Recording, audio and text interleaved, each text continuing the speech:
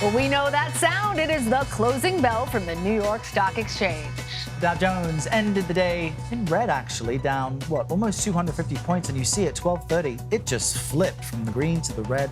The S&P 500 and NASDAQ also ended the day in the red. The S&P 500 is down roughly more than 0.5%, and the NASDAQ is down nearly 1%.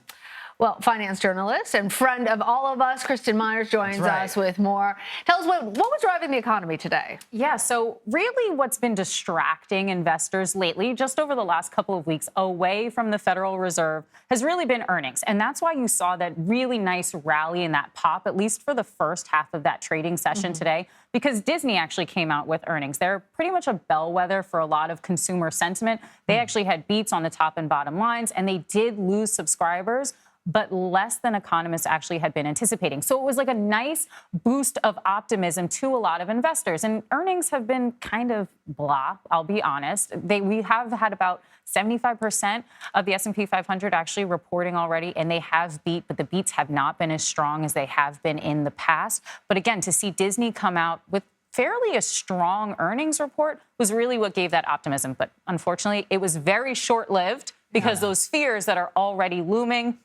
and a lot of the minds of investors really came back. And fascinating about Disney, It's fascinating about Disney, too, because the unemployment rate is lowering. But in technology and for media companies, there seems to be a reshuffling happening that's unique to it. From your point of view, what does Disney really represent? So what you're saying right now is, I think, what a lot of people are seeing whenever they open up the newspaper and they see these headlines. They go, oh my gosh, Disney's going to lay off 7,000 people. Amazon's going to lay off 10,000 people.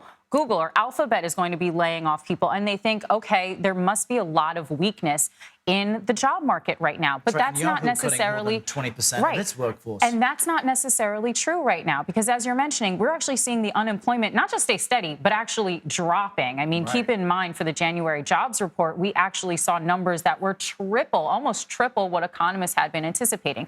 So what we're seeing is that a lot of these losses that are existing in the tech sector, in the media sector, are actually being offset by what we're seeing in gains in retail, in leisure, in travel, in hospitality. Those levels are returning back to pre-pandemic levels, and it's being offset by the losses that we're seeing in the tech sector and the media sector, which have been really hard hit by those interest rates that the Fed keeps hammering us with to bring inflation down. Well, let's talk about the Fed a little bit more, because when we hear these job numbers, we all celebrate because we want people to have jobs, but the Fed doesn't look at it that way. Right. Yeah. The Fed is not happy to see the unemployment rate at 3.4%.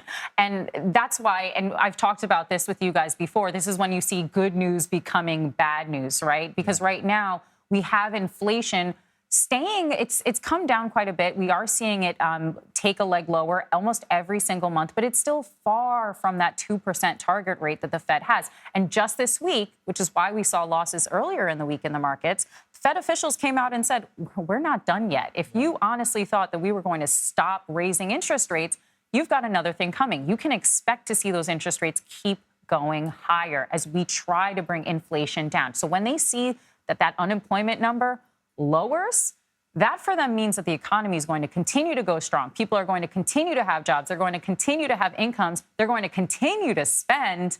And that is not what they really want right now. Fascinating stuff. Always great to have you on set, Kristin. Absolutely. And the name of your dog? Titan. Titan. He's Folks, at home watching, I'm sure. Hey, Titan. We're sharing dog stories and pictures earlier. Take a look on social media.